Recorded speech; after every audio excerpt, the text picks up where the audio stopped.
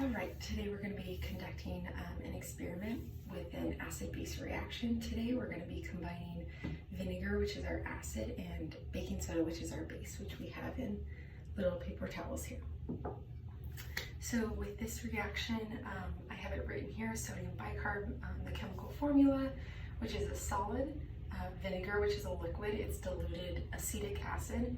It's going to react and we're going to see what it's going to produce. We're going to talk about that. But first of all, sodium bicarb, or baking soda being our base, is the one that's going to be accepting protons, which are H+, and our acid is going to be the one donating protons, which is also H+. So with this reaction, it's actually going to be a two-step reaction that's going to happen very quickly. The first one is going to be an acid-base reaction. So it's going to be the sodium bicarb plus the vinegar, and it's going to react to form sodium acetate, which is a salt, and carbonic acid. This carbonic acid is very unstable, so it's going to immediately decompose into water and CO2, which I have written down here, a little side step. With this, I'm hoping that we're going to see that the CO2 gas is a lot less dense than the water, so it's going to float up or come up and explode. I also brought baking soda in two different containers because when we're talking about, the volcano and erupting, the CO2 is a lot lighter and it expands, as we saw with our previous experiments. So it's going to want to take the path of least resistance to get out. So I wanted to see the type of explosion or eruption that comes from a narrower opening versus a wider spout. Another just interesting fact that I saw before we conduct this experiment is that not just for it being cool to make volcanoes for class or anything, but CO2 is used in fire extinguishers. It's much heavier than O2 and it displaces the O2, which starves the fire.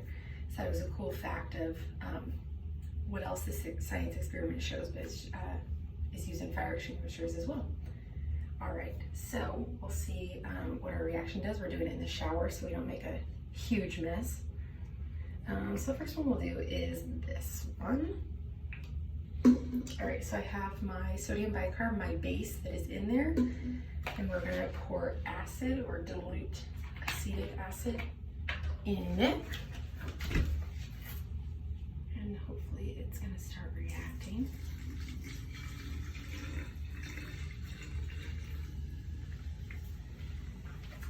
I don't know if the video can see that. Starting to bubble up. I'm assuming if we pour more in, maybe we can get an eruption.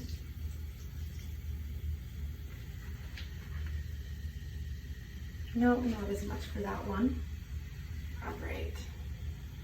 But we did still see all the bubbles, all the carbon dioxide bubbles that are floating to the top, which are lighter than water, which is what we hypothesized. So even though we can't see the two-step reaction of it breaking down into carbonic acid, sodium acetate, and then going to water and carbon dioxide as well, we saw the end result, and like we were learning that this carbonic acid is so unstable that it decomposes almost immediately. So then we see the H2O in the water.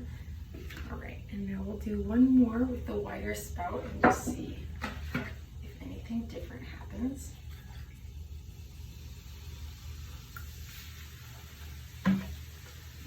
Definitely getting not quite the overflowing. Maybe I didn't use it enough. There we go.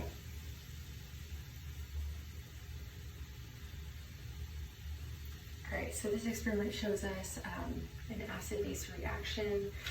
It's showing us that our base, which was the starting solid, which is the baking soda, is going to react with the vinegar, which is a liquid, which is our acid, to end up ultimately producing the sodium acetate, the water, and the carbon dioxide.